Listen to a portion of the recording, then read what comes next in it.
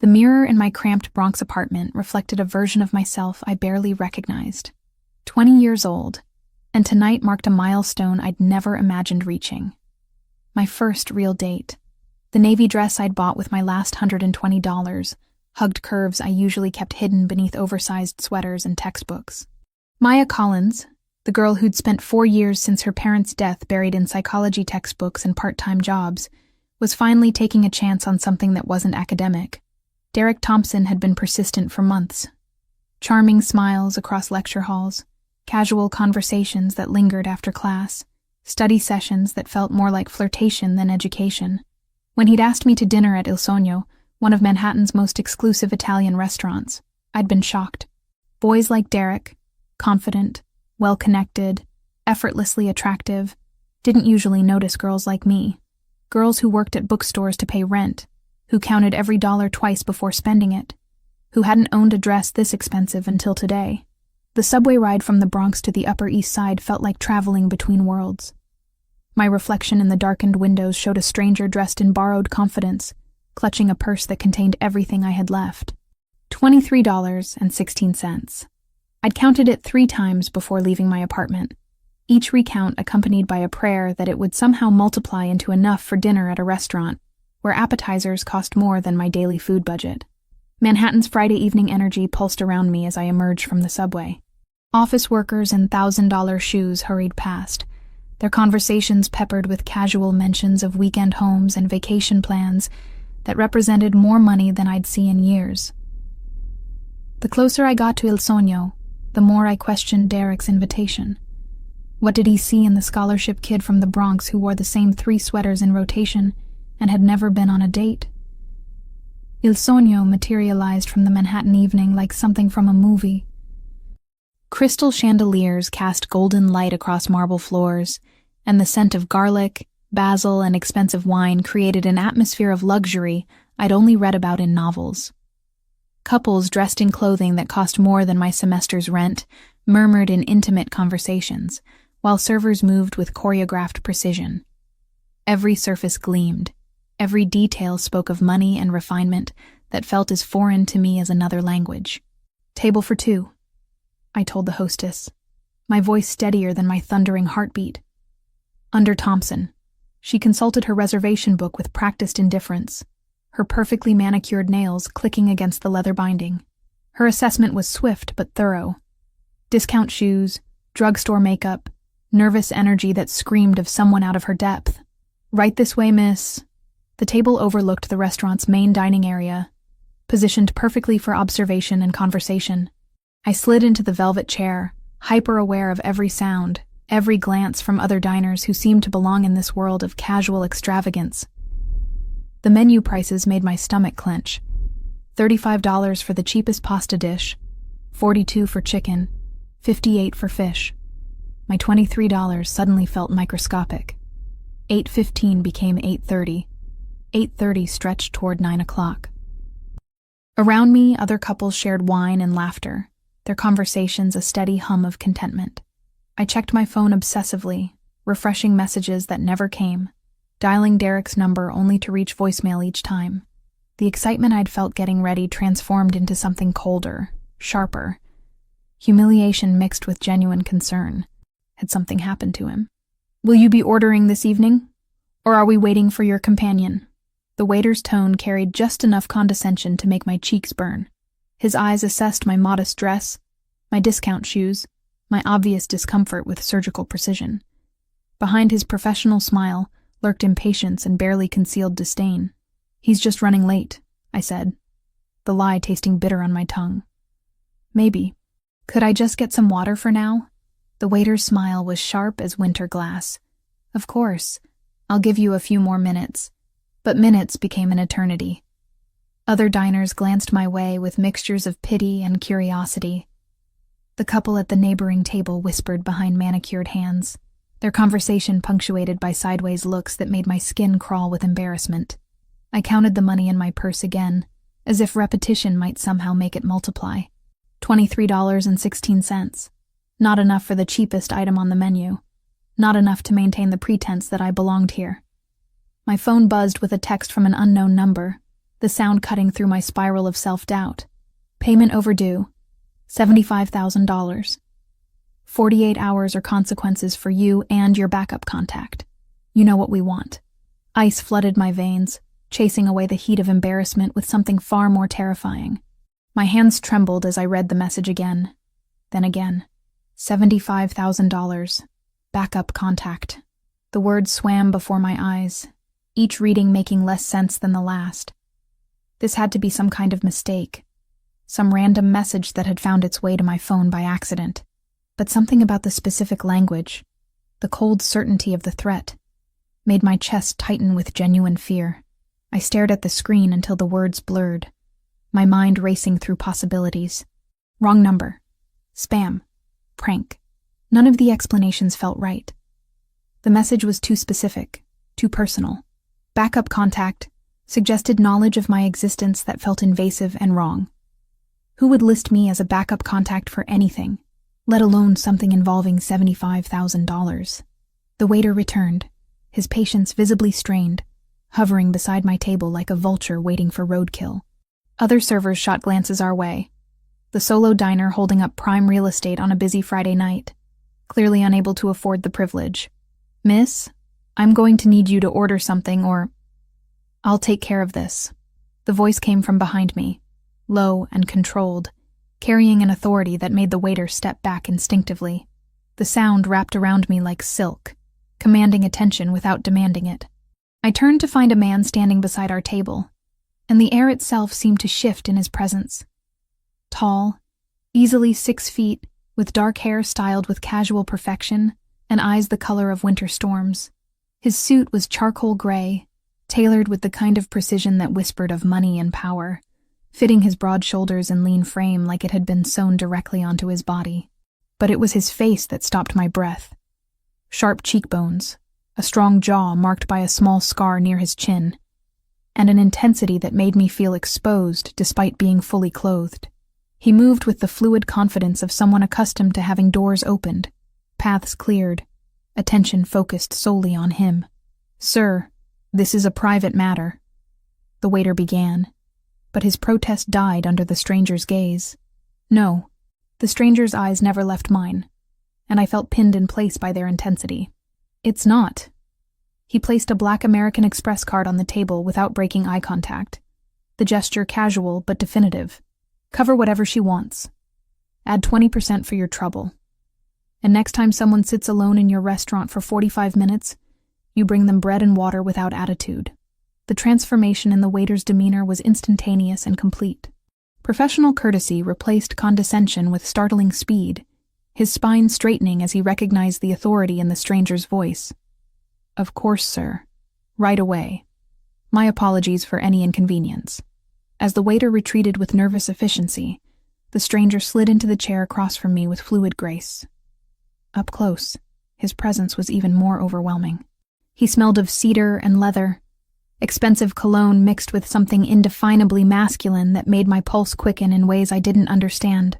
His hands, folded calmly on the table, bore no wedding ring, but displayed a heavy signet ring on his right pinky finger, old gold with an intricate design that caught the restaurant's soft lighting. "You didn't have to do that," I managed, though my voice sounded foreign to my own ears, smaller and breathier than usual. "Nobody makes a woman cry in my city without answering to me." His words carried weight that had nothing to do with volume, each syllable deliberate and meaningful. Especially not a woman who's brave enough to wait alone for someone who clearly doesn't deserve her time. The way he spoke, with such casual certainty about his city, made something flutter in my chest. This wasn't just confidence. This was the assurance of someone accustomed to being obeyed, to having his word carry consequences. "How do you know I was waiting for someone?" Instead of answering immediately, he gestured toward my phone, still clutched in my trembling hands, with the threatening message displayed on its screen. "That message you received. Show it to me. I don't even know who you are." His lips curved in what might have been amusement, though his eyes remained serious. "My name is Lorenzo Marcelli." He said it like an introduction, and a revelation rolled into one, the syllables rolling off his tongue with practiced ease. "And that message is from people you definitely don't want to meet." The weight of Lorenzo's gaze settled over me like a physical presence, heavy with unspoken knowledge that made my skin prickle with awareness.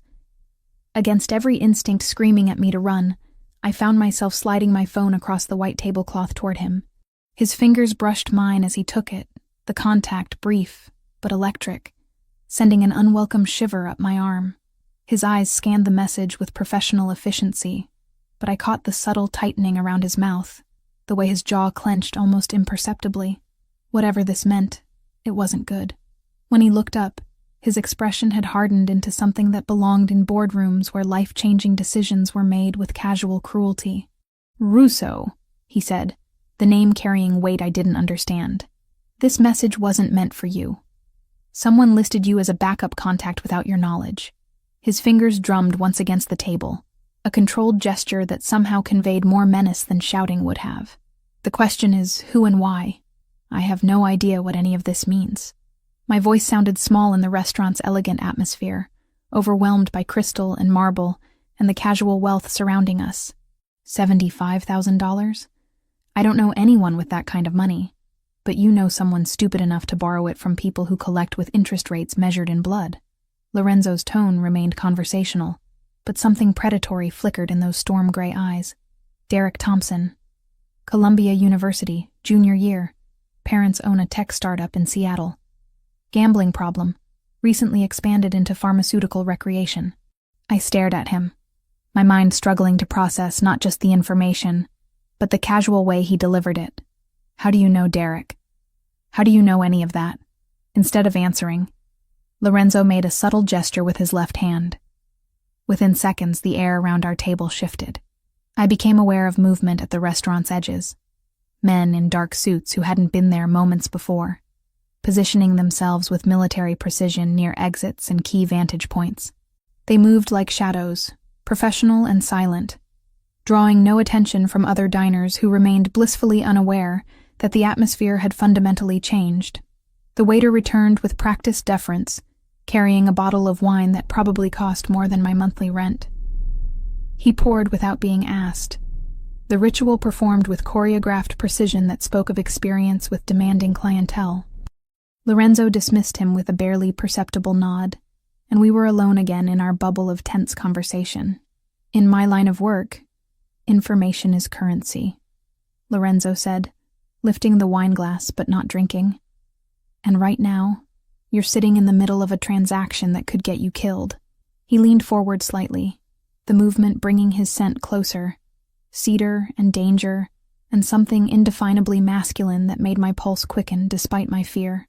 "Derek Thompson owes the Russo family $75,000. They have a reputation for creative collection methods." The restaurant around us continued its elegant dance of Friday night dinner service, other couples sharing intimate conversations while I sat across from a stranger who spoke of death threats like discussing the weather.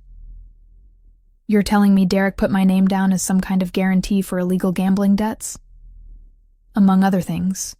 Lorenzo's eyes never left mine, reading expressions I didn't know I was making. "The Russos don't distinguish between willing participants and unwilling collateral. If Derek can't pay, they'll use whatever leverage they can find, including you." My hands trembled as I processed the implications.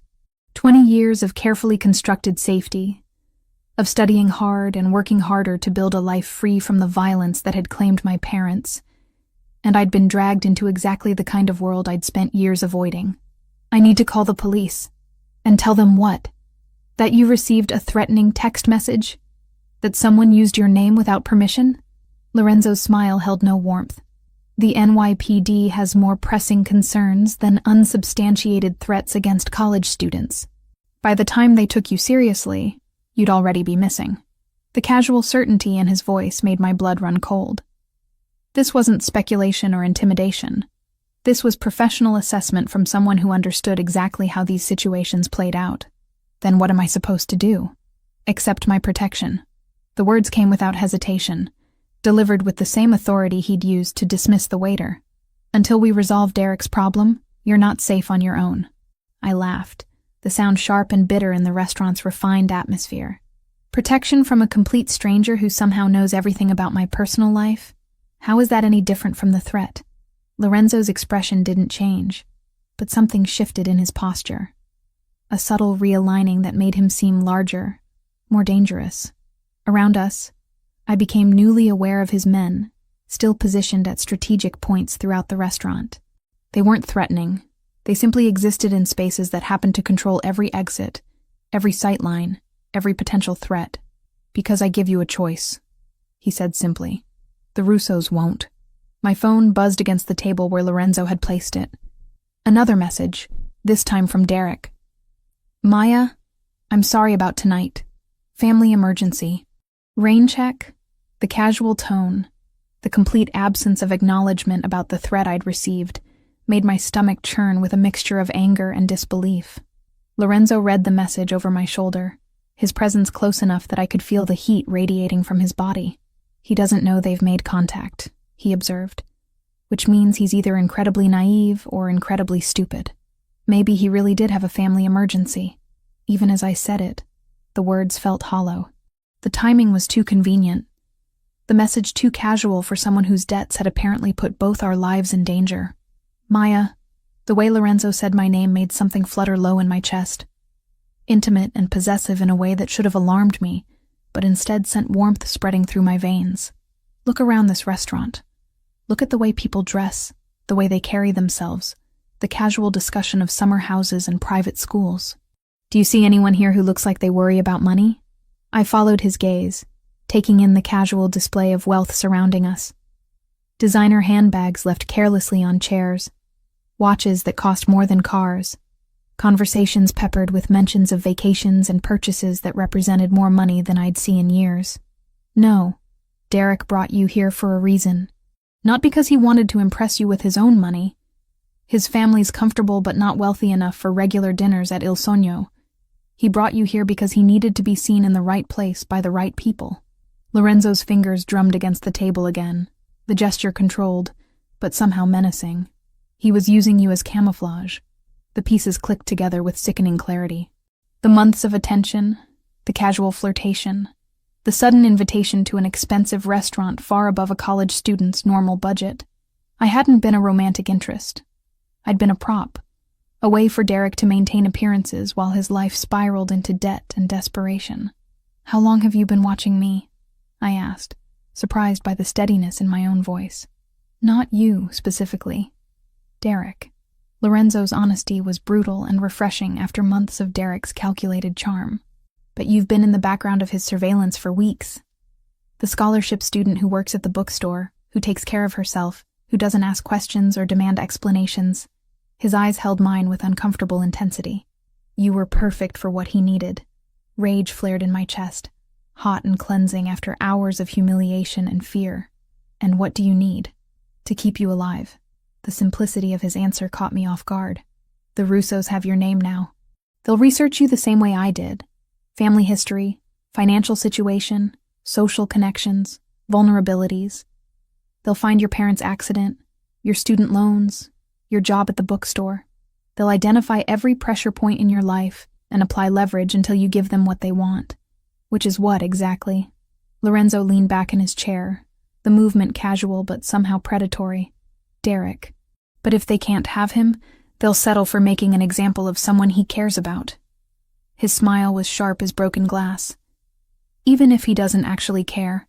The restaurant continued its elegant choreography around us, other diners lost in their own conversations while I sat paralyzed by the realization that my entire life had changed in the space of a single evening. The girl who'd arrived nervous about her first date was gone, replaced by someone who needed to understand the rules of a world she'd never wanted to enter. "If I accept your protection," I said carefully, "what does that mean exactly?" "It means you don't go anywhere alone. It means you don't return to your apartment until we've secured it. It means you trust me to handle the Russo problem while keeping you safe." Lorenzo's voice carried the weight of absolute authority, but his eyes held something that might have been gentleness. "And it means you accept that your old life, the one where you could walk through the city without looking over your shoulder, is over." I refused Lorenzo's offer to go to what he called a safe house, the words conjuring images of windowless rooms and locked doors that made my skin crawl with claustrophobia. Instead, I insisted on returning to my Bronx apartment, clinging to the illusion that familiar walls might somehow shield me from the reality of my situation. Lorenzo didn't argue. which surprised me more than resistance would have. He simply nodded, made another subtle gesture, and I knew without being told that his protection would follow me home whether I wanted it or not. The subway ride back felt different now. Every passenger a potential threat, every stop an opportunity for danger to board. I found myself cataloging faces, memorizing details the way I'd learned to study for exams. Compulsively, desperately, as if retention might somehow guarantee survival. Lorenzo hadn't accompanied me, citing the need to handle some business, but his absence felt more ominous than reassuring. Men like him didn't leave loose ends unattended. My building looked exactly the same as when I'd left hours earlier. Tired brick facade, broken security door, the lingering scent of decades of cooking and lives lived too close together. But climbing the 4 flights to my studio apartment, I felt like a stranger returning to someone else's life. The girl who'd left for her first date no longer existed, replaced by someone who checked corners before entering rooms and listened for footsteps that didn't belong. The changes started small. My overdue electric bill, the one that had kept me awake 3 nights running, was marked paid in full when I checked online. The internet service I'd been planning to cancel to save money had been upgraded to premium service. When I called the electric company, they told me an anonymous benefactor had covered not just the outstanding balance, but 6 months in advance. The internet provider said the same thing. My hands shook as I hung up the phone. Lorenzo had invaded my life with surgical precision, identifying my vulnerabilities and addressing them without permission or explanation. The money should have been a relief. God knew I needed it. But instead, it felt like chains made of gold, beautiful and inescapable. The knock on my door came at 8 the next morning, soft but insistent. I'd barely slept, every sound in the building making me jump, every siren in the distance a potential harbinger of violence. Through the peephole, I saw a woman in an expensive coat holding several garment bags, her professional smile perfectly calibrated for someone accustomed to delivering goods to people who could afford them. "Miss Collins, I have a delivery from Mr. Marcelli." The dresses were beautiful. Silk and cashmere and fabrics I couldn't identify, but knew were expensive by the way they felt beneath my fingers. Professional attire that would let me blend into Lorenzo's world. Cocktail dresses that transform my reflection into someone who belonged in restaurants like Il Sogno. Casual wear that somehow made my modest apartment feel shabbier by comparison. I called the number from Lorenzo's business card, my anger building with each ring. When he answered, his voice carried the same controlled authority I remembered from the restaurant. "I assume you received the delivery." "I'm not a charity case or your possession," I snapped, surprising myself with my vehemence. "You can't just pay my bills and dress me up like some kind of doll." "You're not my possession," he agreed, and something in his tone made me pause. "You're under my protection. There's a difference." "What difference?" "You're still controlling my life without asking. I'm keeping you alive." The words carried weight that silenced my protests. "The Russos don't care about your independence or your pride. They care about leverage and results. If you're going to survive this, you need to understand the rules of the world you've been dragged into." That evening, he took me to dinner. Not Il Sogno this time, but a place even more exclusive.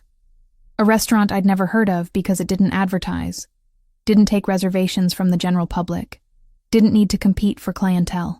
When we arrived, the maitre d' greeted Lorenzo by name and led us to a private dining room where crystal glasses caught candlelight like captured stars, and the silence was so complete I could hear my own heartbeat. "This place doesn't officially exist," Lorenzo explained, as servers appeared with courses I hadn't ordered, each dish a masterpiece of presentation and flavor that cost more than I typically spent on food in a week. "The chef trained in Paris, the wine comes from private vineyards, and the guest list is limited to people who understand the value of discretion." I watched him eat with the same controlled precision he applied to everything else, every movement deliberate and efficient. The contrast between his casual elegance and my nervous energy felt stark, emphasizing the gulf between our worlds. "Why are you showing me this?" "Because you need to understand what you're dealing with." He set down his fork, giving me his complete attention. "The Russos operate in this world too. Private dinners where business is conducted over $1-million wine, handshake agreements that reshape entire industries, conversations that never officially happen but change everything. The weight of his gaze made me fidget with my napkin, hyper-aware of how the expensive dress clung to my body, how the unfamiliar jewelry felt against my skin. Everything about this evening was designed to seduce: the ambiance, the luxury, the undivided attention of a man who commanded respect through presence alone. And you? What's your excuse for being here? Something flickered in his eyes, too quick to interpret but heavy with meaning. I inherited this life. Lost my parents when I was 18, assumed control of family interests that had been built over generations. His voice carried a weariness that seemed at odds with his apparent youth. Sometimes the only choice is between becoming what people fear or being destroyed by those who already are. The vulnerability in his admission caught me off guard. Beneath the expensive suits and casual authority, Lorenzo was only 32 years old, young to carry the weight I sensed pressing down on his shoulders. What happened to your parents? Car bomb, ordered by the Russo family over a territorial dispute that had been simmering for years. His tone remained conversational, but I caught the way his hands tightened imperceptibly around his wine glass. They wanted to send a message about the consequences of resistance. The casual mention of car bombs and territorial disputes should have terrified me, but instead I found myself studying the man across from me with new eyes. The scar on his chin, the way he positioned himself with his back to the wall, the constant awareness of exits and potential threats. These weren't affectations, but survival mechanisms learned through necessity. How long have you been at war with them? 14 years. The number hung in the air between us, representing half a lifetime of conflict and violence. Since the night I decided their message had been received, and it was time to send one back. The server returned to refill our wine glasses, his movements silent and professional. Around us, the restaurant continued its orchestrated dance of service and luxury, but our conversation had shifted into territory that felt intimate despite its darkness. Lorenzo was showing me pieces of himself that I suspected few people ever saw. Not the controlled businessman or the dangerous authority figure, but the young man who'd been thrust into a world of violence and responsibility before he was ready. Is that what this is about? Using me to send another message? No. The directness of his answer surprised me. This is about something I haven't felt in 14 years. Which is? He leaned forward slightly, the movement bringing his scent closer. Cedar and danger, and something that made my pulse quicken despite my attempts at emotional distance. The desire to protect something because I choose to, not because I have to. The admission hung between us, heavy with implication. In the candlelight, Lorenzo's features seemed softer somehow, less like carved marble, and more like flesh and blood. The dangerous authority was still there, but tempered by something that might have been longing. I should go home, I said, though the words felt hollow even as I spoke them. You should.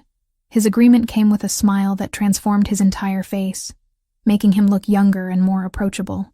But you won't, because despite everything you've told yourself about wanting a quiet life, about avoiding the kind of violence that took your parents, you're curious about what happens next. He was right, and we both knew it. The scared girl who'd been stood up at Il Sogno was still there, but she was sharing space with someone new, someone who felt alive in ways she'd never experienced, someone drawn to the controlled danger Lorenzo represented like a moth to flame. It should have been a warning. Instead, it felt like permission. What happens next? I asked, surprised by the steadiness in my own voice. Lorenzo's smile deepened, and for the first time since I'd met him, he looked genuinely happy. Now we find out exactly how much trouble Derek's gotten himself into, and we decide what we're going to do about it.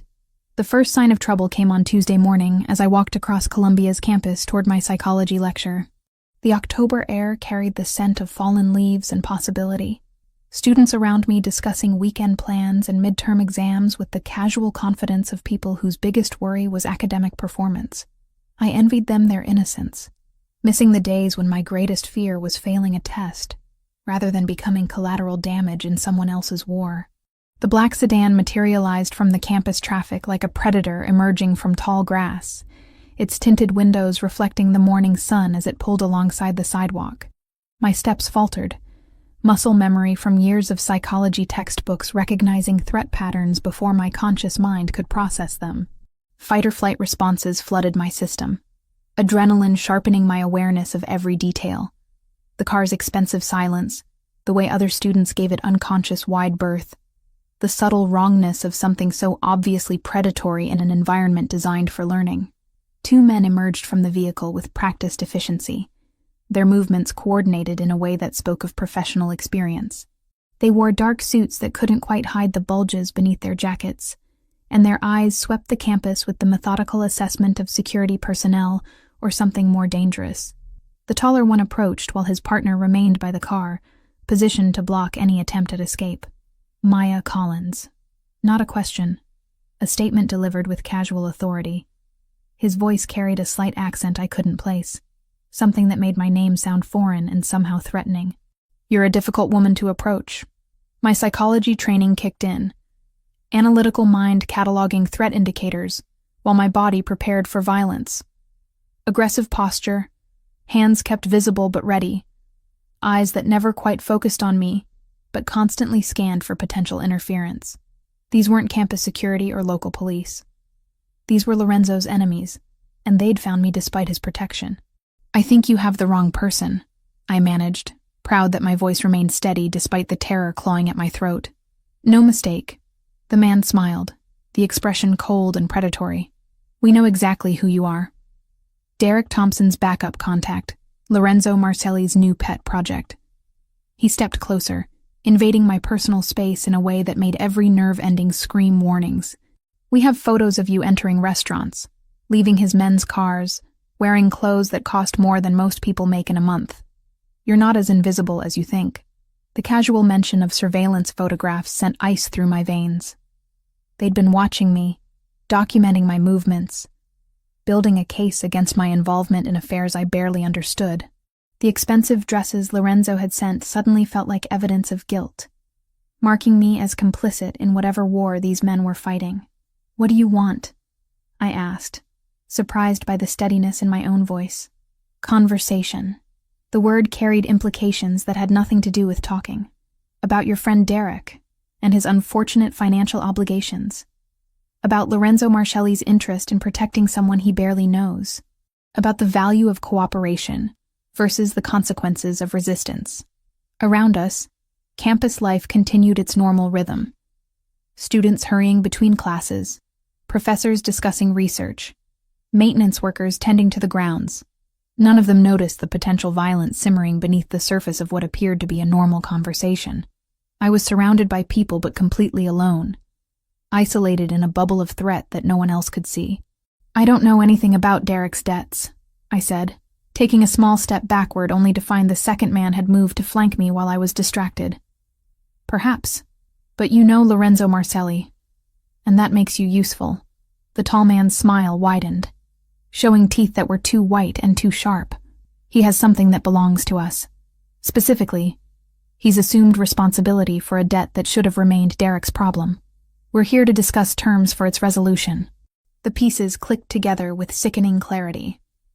Lorenzo had done exactly what he'd said he would, handled the Derek problem. But instead of making it disappear, he'd apparently made himself the target, accepting responsibility for debts he hadn't incurred to protect someone he barely knew. The thought should have been reassuring, but instead, it filled me with a terror that went beyond personal safety. Before I could respond, the campus atmosphere shifted. The change was subtle at first. A black SUV pulling up behind the sedan. 2 men in expensive suits emerging with the kind of casual confidence that spoke of absolute authority. I recognized one of them as Marco, Lorenzo's associate from the restaurant. His presence transforming the confrontation from potential violence into something more complex and dangerous. Gentlemen, Marco's voice carried the same controlled authority as Lorenzo's, cutting through the tension like a blade. I think there's been a misunderstanding. The Russo men tensed, hands moving instinctively toward concealed weapons. But they didn't retreat. We were in the middle of a college campus, surrounded by witnesses, which provided a different kind of protection than Lorenzo's usual methods.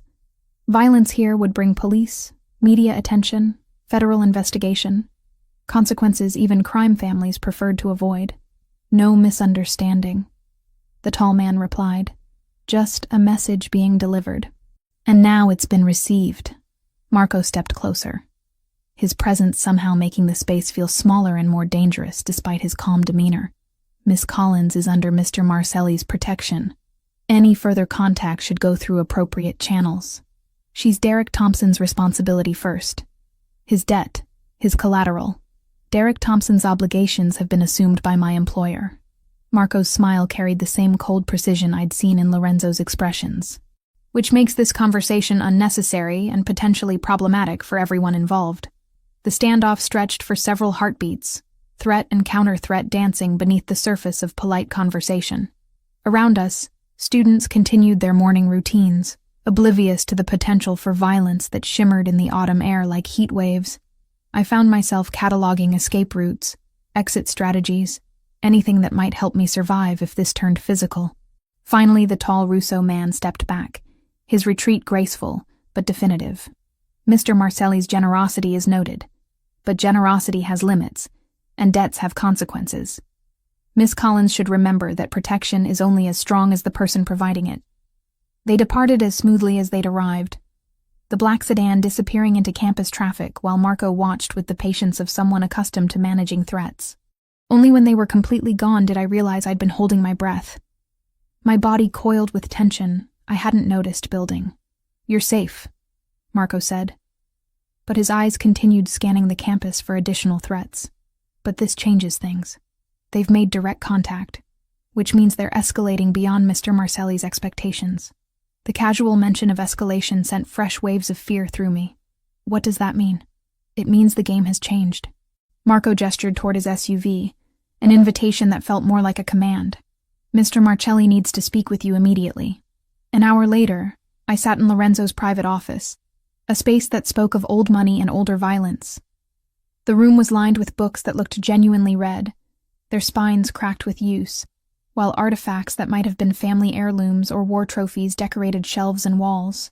Lorenzo himself stood behind a massive desk, his usual controlled composure strained in ways I was learning to read.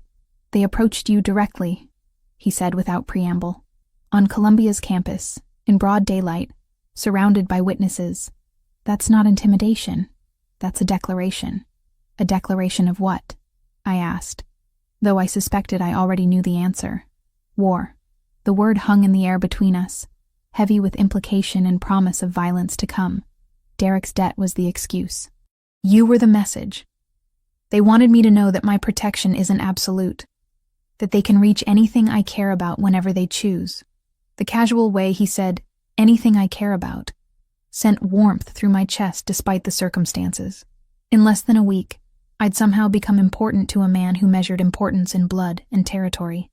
Someone worth protecting at the cost of escalating conflict with dangerous enemies. There's something else. Lorenzo moved around the desk, coming close enough that I could smell the cedar and leather scent I was beginning to associate with safety. Derek finally surfaced. "He wants to meet with you." My heart stuttered in my chest. After days of wondering where he was, whether he was safe, whether his absence was voluntary or forced, the prospect of finally getting answers felt both relieving and terrifying. "When?" "Tonight." Lorenzo's expression was unreadable, but I caught something in his eyes that might have been concern.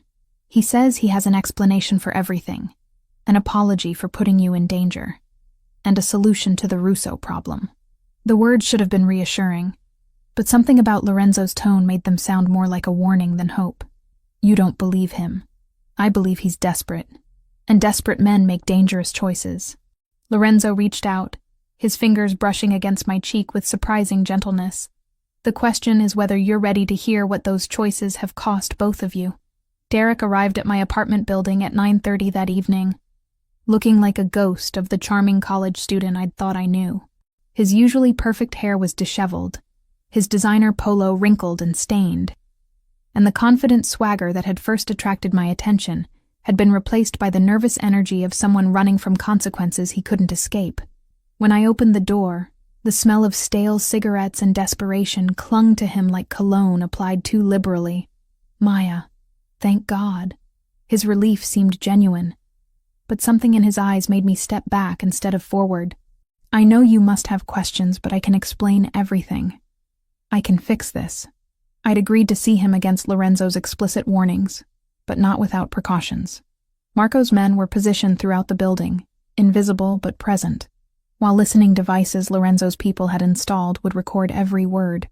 The knowledge that I wasn't truly alone gave me courage to face the man who'd dragged me into this nightmare. "You stood me up," I said, keeping my voice level despite the anger simmering beneath my surface calm. Then I got a text message threatening my life over $75,000 I've never seen.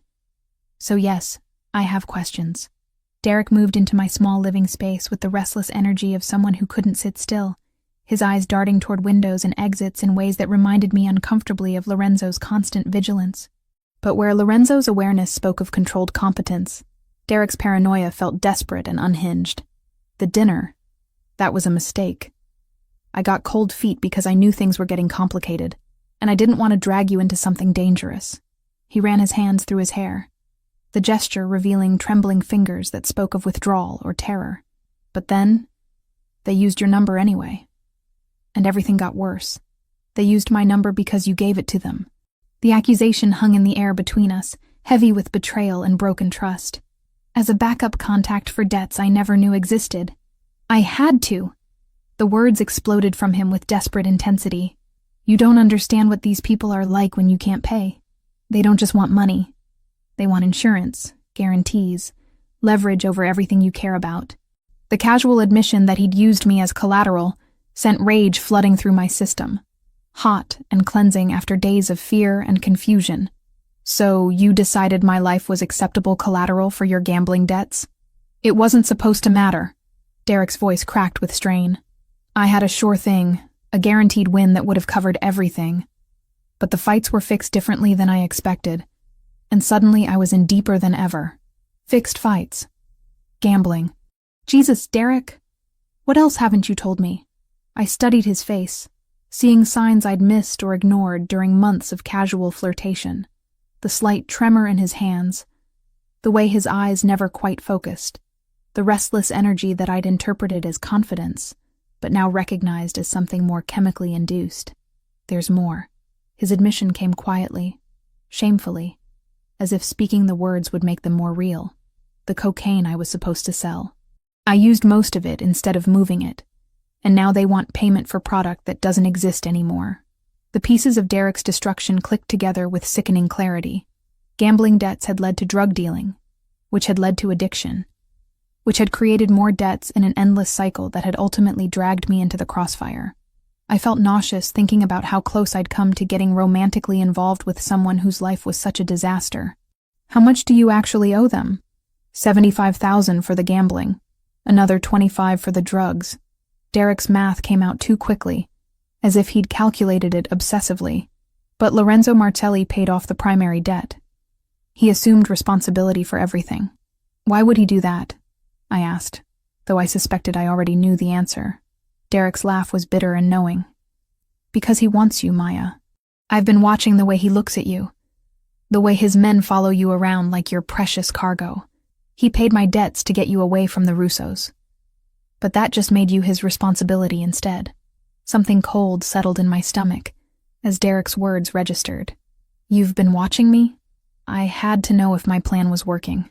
Derek's admission came with a desperate smile that made my skin crawl. The Russos have been pressuring me for weeks, threatening to hurt people I care about if I didn't find a way to pay. When I realized Lorenzo Martelli was interested in you, it seemed like the perfect solution. The betrayal cut deeper than I'd expected, sharp and clean as a surgical blade. You set this up. The dinner invitation, the timing, everything. You orchestrated this entire situation. I needed Lorenzo to see you, to understand what was at stake. Men like him, they don't respond to begging or promises. But they respond to protecting something beautiful, something worth fighting for. Derek stepped closer, his expression a mixture of desperation and calculated charm. I knew if he saw you in that restaurant, saw how vulnerable you were, he'd want to help. By assuming your debts and putting me in even more danger, my voice rose despite my attempts at control. You turned me into bait for a man you knew was dangerous.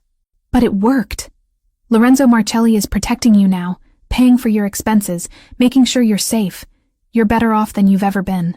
Derek's logic was twisted but internally consistent, the reasoning of someone who'd convinced himself that manipulation was actually altruism.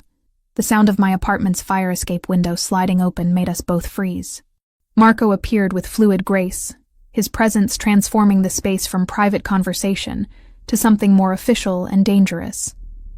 Behind him came two other men I recognized from Lorenzo's security detail, their positions blocking exits with professional efficiency. "Mr. Thompson." Marco's voice carried the same controlled authority as Lorenzo's. "You're under arrest." "What?" Derek spun toward the window, his face pale with terror. "I haven't done anything illegal. Everything I told you was the truth. Everything you told her was recorded." Marco held up a small device that had been transmitting our conversation to Lorenzo's people, including your admission to conspiracy, fraud, and using Miss Collins as unwilling collateral in criminal enterprises. The betrayal was complete and devastating. Derek had been working with the Russos since the beginning, feeding them information about Lorenzo's security procedures, my daily routines, even details about my emotional responses to various situations. The shy college student who'd gradually worn down my resistance had been performing a role, gathering intelligence that could be used to manipulate both Lorenzo and me. "Maya, you have to understand," Derek pleaded as Marco's men moved to restrain him. "I never meant for anyone to get hurt. I just needed a way out. And this seemed like the safest option for everyone. Except me." The words came out colder than I'd intended. But I felt frozen inside, watching the careful illusion of Derek's interest crumble into something calculated and predatory. "I was never a person to you, was I? Just a tool you could use to solve your problems. That's not true. I do care about you, in my own way." Derek's protests sounded hollow even to his own ears. "But caring doesn't pay debts, or keep dangerous people from hurting the ones you love." Marco's phone buzzed with an incoming call, and his expression darkened as he listened to whoever was on the other end. When he hung up, his attention shifted to me, with an urgency that made my stomach clench with fresh fear. "We need to leave. Now." His tone brooked no argument. "The Russos just hit one of Mr. Marcelli's safe houses. They're escalating faster than anyone anticipated." Through my apartment window, I could see black vehicles pulling up to the building, their occupants moving with military precision toward the entrance. Lorenzo's protection had been breached. Derek's betrayal had provided enemies with intelligence they needed, and I was about to be caught in the middle of a war I'd never asked to join. "Where is Lorenzo?" I asked, surprised by how calm my voice sounded despite the terror clawing at my throat. "Handling the situation." Marco's answer was deliberately vague, but something in his expression suggested the situation was more dangerous than he wanted to admit. "But right now, you're the priority. They can't get to him if they can't get to you." As we prepared to leave through the fire escape, Derek made one final desperate plea. "Maya, I'm sorry. I know you'll never forgive me, but I really did think this was the best solution for everyone." I looked at him one last time, seeing not the charming college student who'd slowly won my trust, but the desperate addict who'd sold my safety for a chance at escaping his own mistakes. The best solution would have been telling me the truth and letting me make my own choices. "Would you have chosen to help if I'd asked directly?" The question hung in the air as Marco hustled me toward the window, and whatever uncertain future waited beyond it. The honest answer was that I probably would have tried to help Derek if he'd explained his situation honestly. But he'd chosen manipulation over trust, deception over honesty. And now we were all paying the price for his cowardice. "I guess we'll never know," I said, following Marco into the October night and leaving Derek to face the consequences of choices that had destroyed more lives than just his own. The safe house in Queens felt like a cage made of luxury and paranoia. Floor-to-ceiling windows offered stunning views of the Manhattan skyline, but I knew they were bulletproof glass designed to keep the world out as much as to let light in. Marco's men stationed themselves at strategic points throughout the penthouse, their presence a constant reminder that beauty and danger could coexist in the same space. For 3 days, I existed in suspended animation, waiting for news about Lorenzo while trying to process the magnitude of Derek's betrayal. The books Lorenzo's people had provided, psychology texts, literature, even some philosophy, helped occupy my mind, but couldn't quiet the growing certainty that I'd made a terrible mistake in trusting anyone in this world of calculated violence and beautiful lies.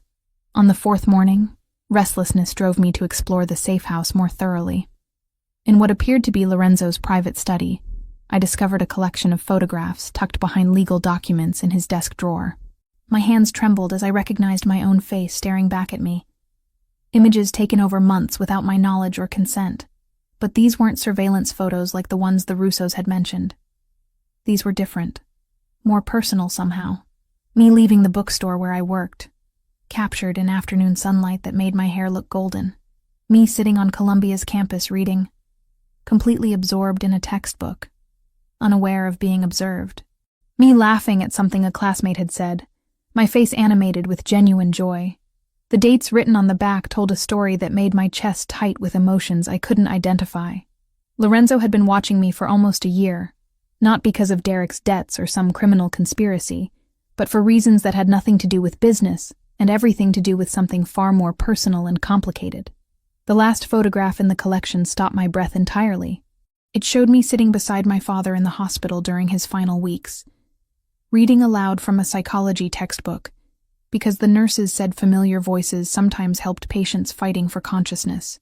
I was younger in the image, maybe 18, my face drawn with exhaustion, but determined to maintain hope even when the medical team had given up.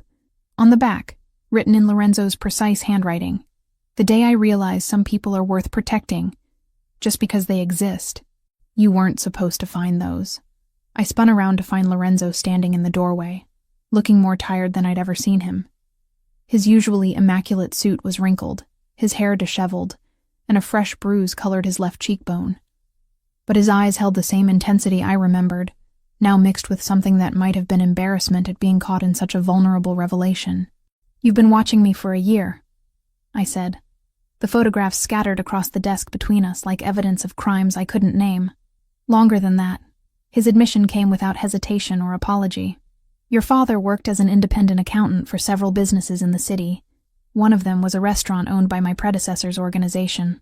When he died, I made sure his medical bills were covered, and his family would be taken care of."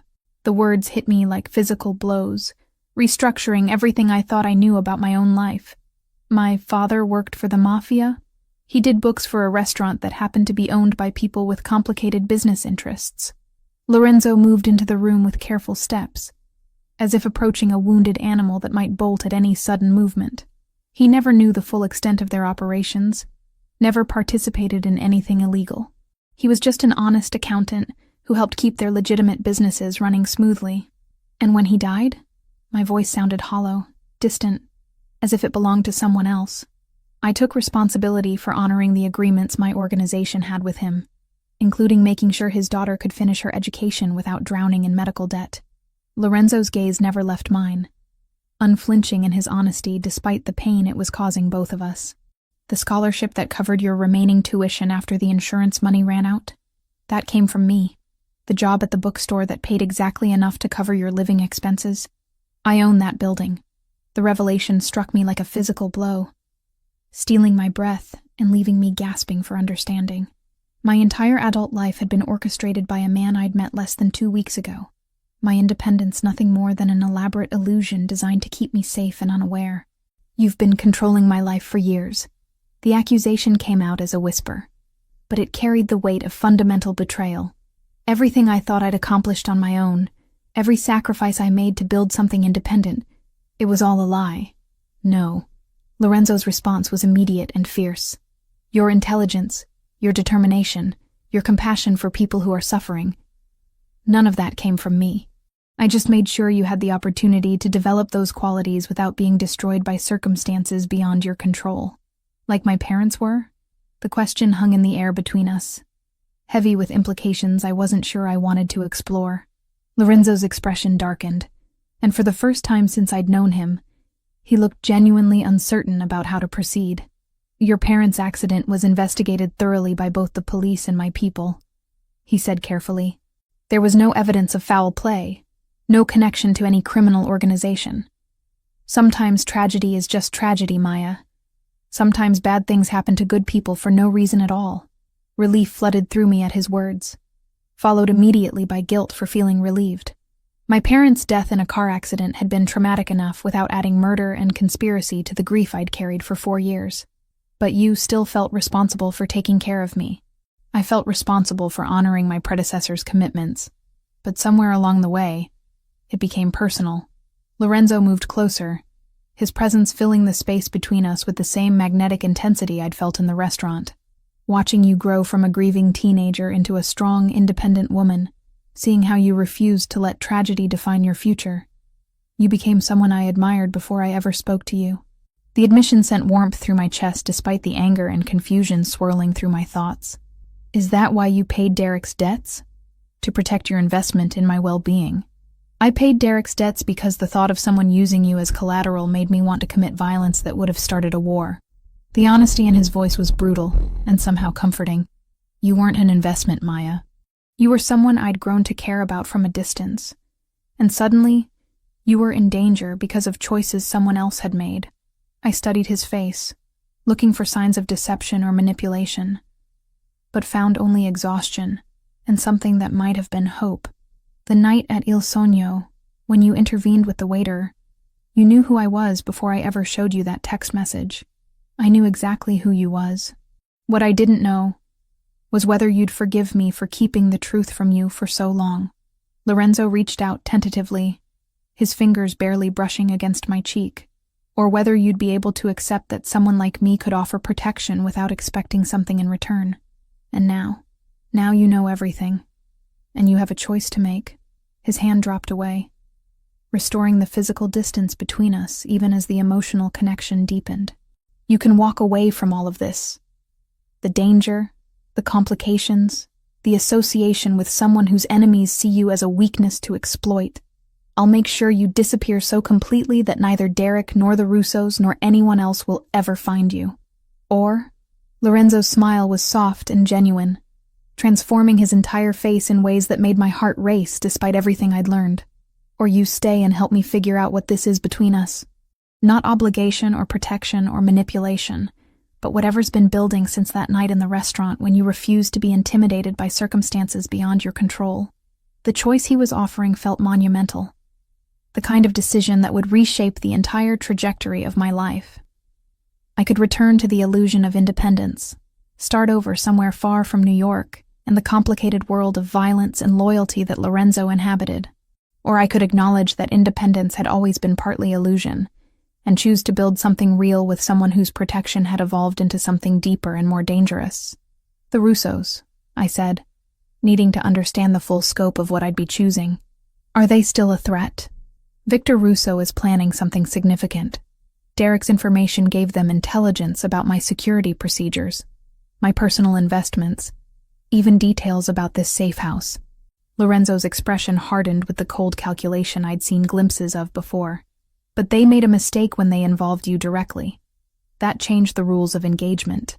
What does that mean? It means this stops being about territory or business or old grudges between families.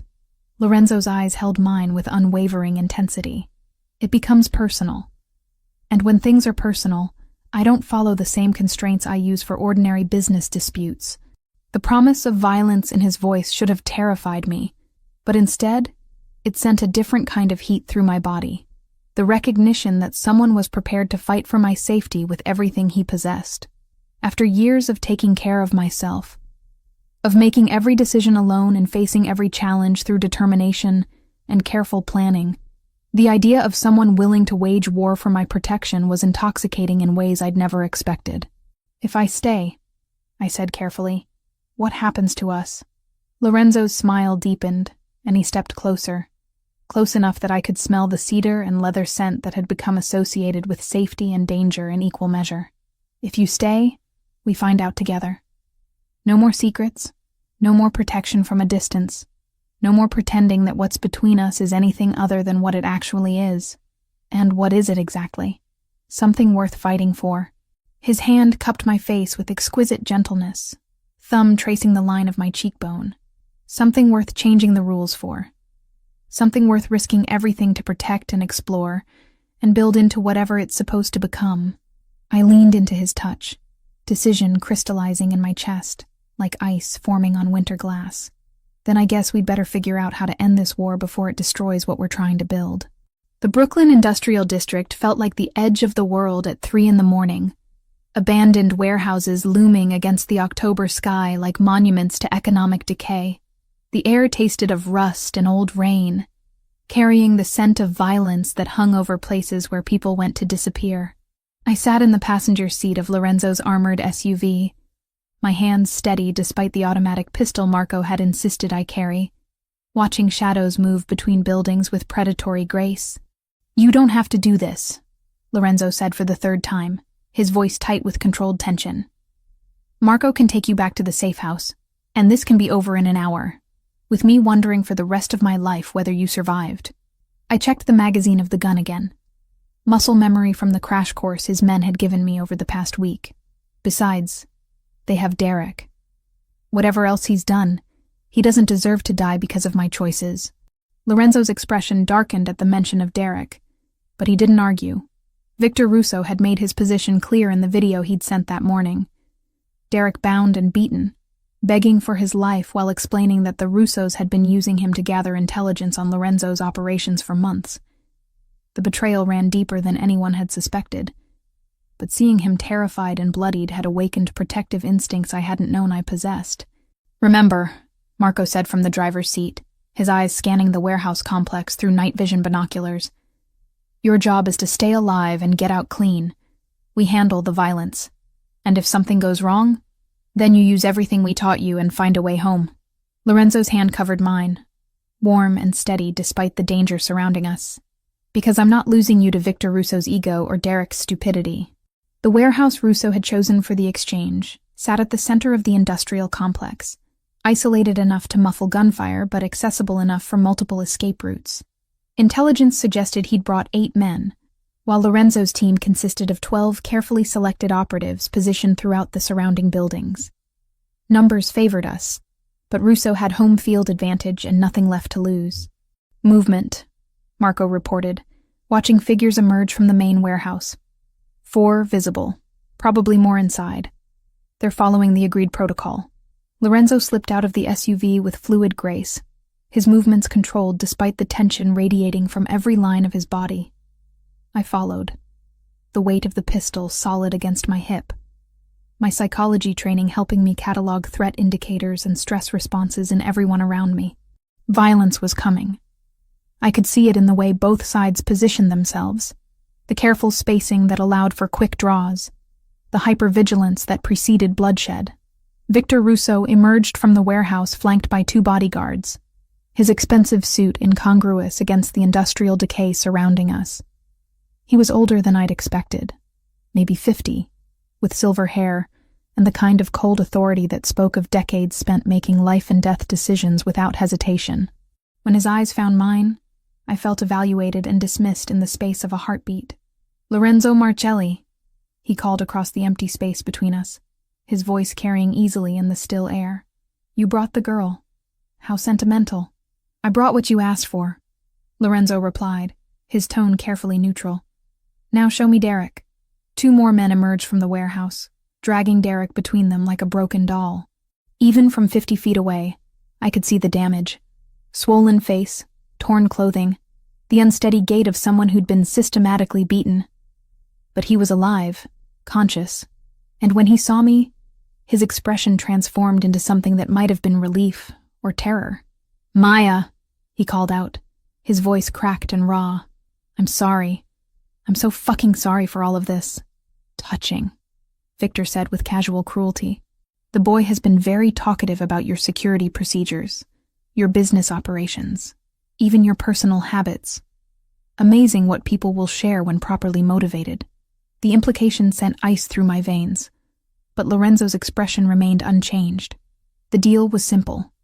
I come alone with the girl, you release Derek, and we settle this like civilized businessmen. Except you didn't come alone. Victor's smile was sharp as broken glass. My men counted at least 8 snipers in the surrounding buildings. Did you really think I wouldn't notice? Did you really think I'd walk into an obvious trap without insurance? Lorenzo's response carried the same cold amusement. Your reputation for keeping agreements isn't exactly stellar. The standoff stretched for several heartbeats, tension coiling between the 2 groups like a living thing. Around us, I could sense movement in the shadows, Lorenzo's men adjusting positions. Russo's people preparing for violence that seemed increasingly inevitable. My psychology training kicked in, analyzing body language and micro-expressions, looking for tells that might predict who would move first. "Here's what's going to happen," Victor said, his tone conversational despite the circumstances. "You're going to walk away from this warehouse. The girl stays with me as insurance against future interference in my business interests. The boy dies as an example of what happens to people who steal from my family. Counter-proposal," Lorenzo replied with deadly calm. "You release Derek, apologize for involving an innocent woman in your business, and find a new city to operate in. Everyone goes home breathing." Victor's laugh was genuinely amused. "You think you're in a position to make demands? I have the hostage. I have the advantage of position, and I have nothing left to lose. Your protection of the girl has cost me significant time and resources, and your kidnapping of her has made this personal." Lorenzo's voice dropped to a whisper that somehow carried more menace than shouting. "Which means the rules just changed." The first shot came from the warehouse roof, a sniper's bullet that shattered the industrial silence like breaking glass. Victor's men responded instantly, professional training overriding surprise as they sought cover and returned fire. Lorenzo tackled me to the ground behind our SUV, his body shielding mine from the chaos erupting around us. "Stay down," he ordered, drawing his own weapon with practiced efficiency. "No matter what happens, stay behind cover until this is over." But chaos had its own logic, and Derek's panicked flight from his captors took him directly into the crossfire between the two sides. I watched in horror as he stumbled and fell, blood spreading across his chest from a wound I couldn't see clearly. Without thinking, I broke from cover, using skills Lorenzo's people had taught me to move from shadow to shadow, reaching Derek's position while gunfire erupted overhead. "Maya, get back." Lorenzo's voice carried over the sound of automatic weapons, but I was already kneeling beside Derek, assessing his injuries with the clinical detachment my psychology training had taught me to maintain under stress. "It's not that bad," I told him, though blood was soaking through his shirt at an alarming rate. "Just stay still and let me help." "You shouldn't have come," Derek gasped, his face pale with shock and blood loss. "This is my fault, all of it. You should have let them kill me.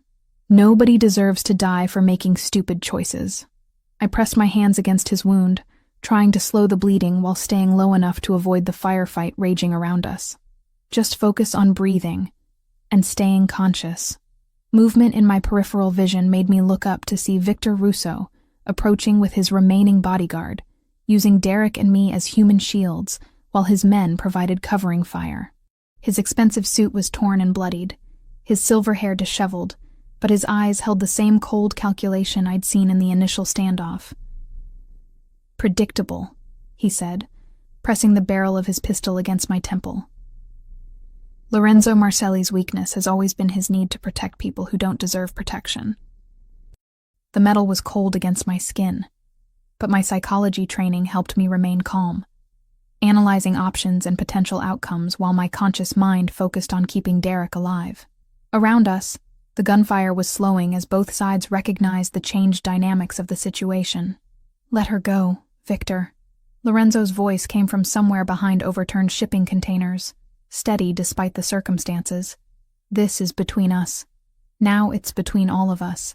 Victor's grip on my shoulder was painful, but not desperate. He was still in control, still calculating advantages. "The girl dies unless you call off your men and surrender yourself for execution. And if I do that, you'll kill us all anyway." Lorenzo's assessment was matter of fact, professional evaluation, rather than emotional pleading. "So, what exactly are you offering? A quick death, instead of a slow one?" Victor's honesty was brutal and strangely refreshing.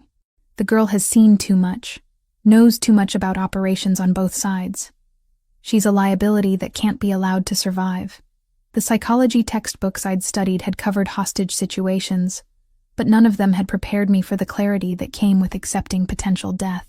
Fear remained, but it was controlled now, channeled into focus that let me catalog every detail of our position, every potential advantage or escape route. "Maya," Derek whispered, his voice growing weaker as blood loss took its toll. "My jacket pocket. There's something you need to know." I slipped my hand into his jacket, feeling a small recording device that was still warm from his body heat. Evidence, I realized. Proof of whatever deal he'd made with the Russos. Insurance he'd kept in case this moment ever came. "What is it?" I asked. But Derek's eyes were already losing focus, consciousness fading as his body fought to survive wounds that might be beyond my ability to treat. Victor noticed the exchange, his attention sharpening on the device I'd pulled from Derek's pocket. "What did you find, girl?" "Nothing," I lied, palming the recorder while keeping pressure on Derek's wound. "Just his phone." But Victor's suspicious expression suggested he didn't believe me, and his grip on my shoulder tightened in ways that promised more immediate violence. Around us, the silence stretched, as both sides waited for resolution that would determine who lived and who died in this abandoned corner of Brooklyn. The shot that ended the standoff came from an impossible angle. Victor Russo's bodyguard collapsing as Lorenzo appeared from cover I hadn't seen him reach. In the split second of confusion that followed, I rolled away from Victor's grasp, using momentum and Derek's weight to break free, while Lorenzo closed the distance with lethal efficiency. What followed was brutal and brief. Hand-to-hand combat between two men who understood that only one would leave the warehouse alive. When it ended, Victor Russo lay motionless on the concrete, and Lorenzo stood over him with blood on his hands, and victory written in every line of his body. "Is it over?" I asked, still kneeling beside Derek, who was breathing but unconscious. "It's over," Lorenzo confirmed, his voice steady despite the violence we'd just survived. For all of us. 10 months later, I stood in the floor-to-ceiling windows of our Manhattan penthouse, watching the city pulse with late afternoon energy 40 stories below. The view never stopped taking my breath away. Central Park spreading like an emerald carpet to the north, the Hudson River catching sunset light like scattered diamonds, the endless sprawl of humanity pursuing dreams and ambitions that seemed impossibly small from this height. My reflection in the glass showed a woman I barely recognized from the terrified college student who'd been stood up at Il Sogno less than a year ago. The expensive business suit I wore had been tailored to accommodate the subtle changes pregnancy had brought to my body, while my hair fell in waves that spoke of professional styling, rather than drugstore shampoo and hope. But the biggest change was in my eyes. They held confidence now, the assurance of someone who'd survived violence and betrayal and emerged stronger rather than broken. "Mrs. Marcelli, your 4 o'clock appointment is here."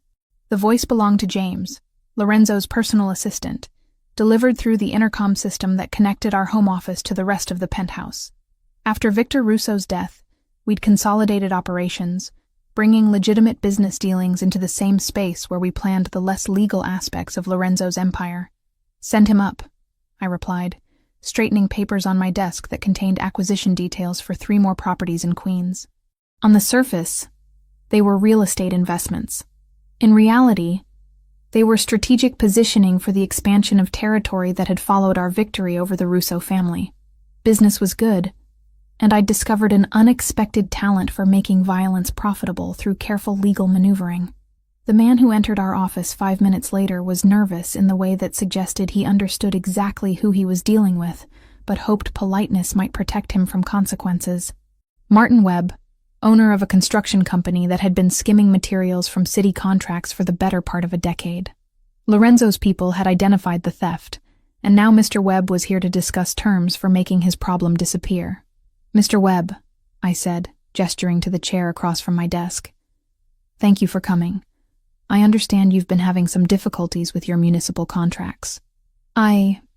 Yes, there have been some accounting irregularities."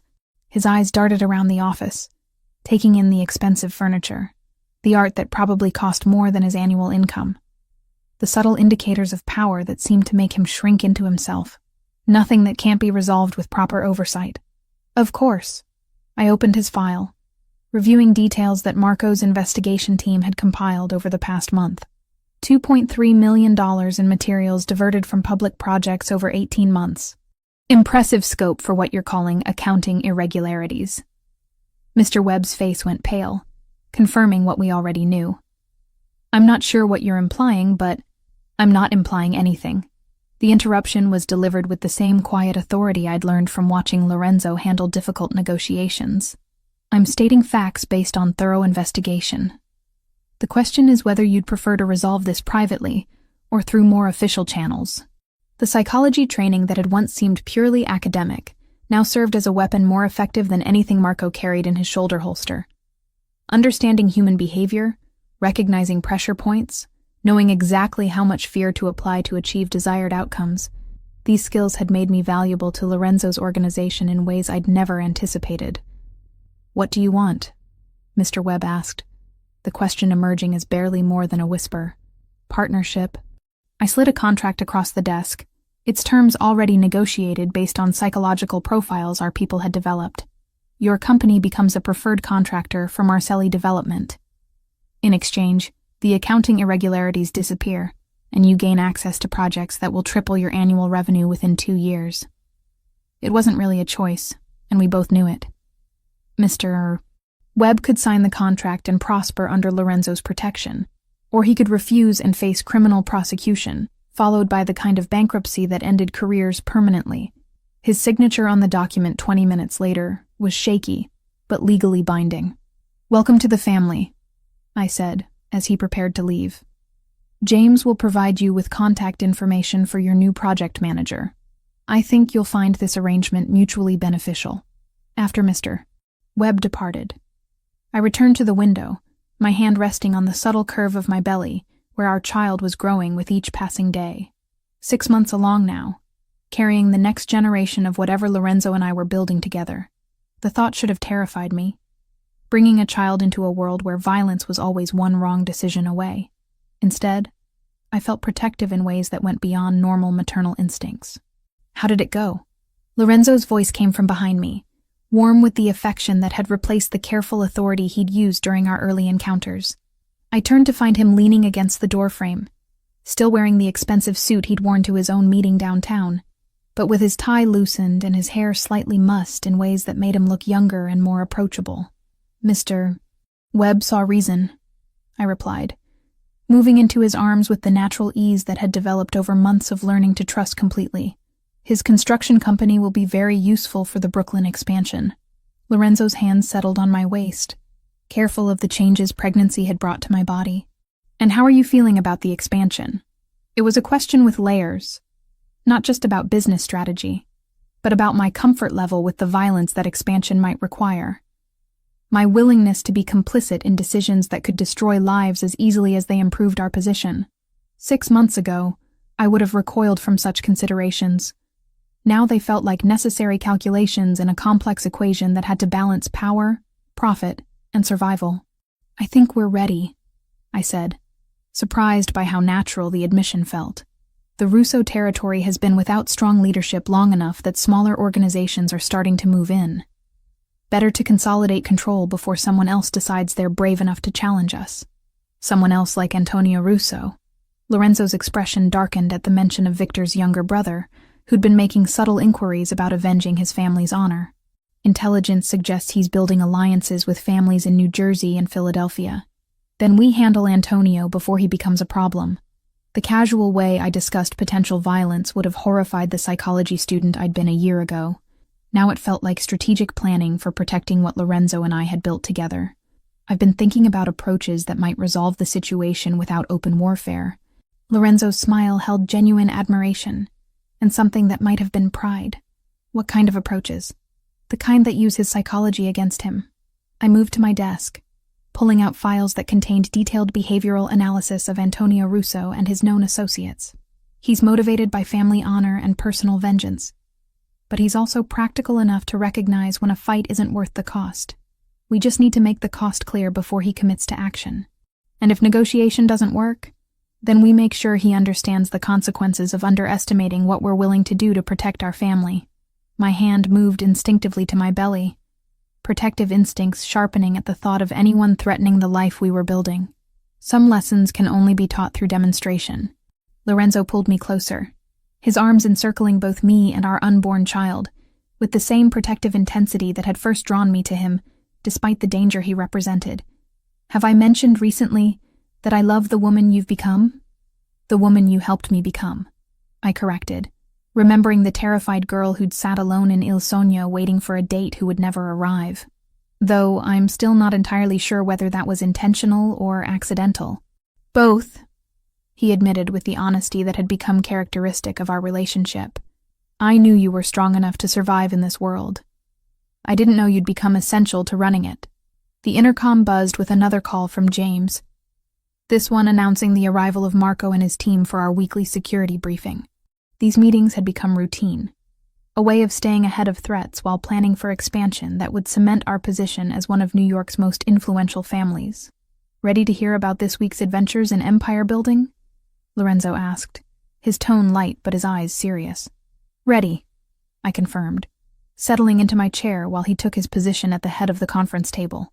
Around us, the penthouse continued its elegant function as both home and headquarters, personal sanctuary and command center for operations that touched every aspect of New York's complex underground economy.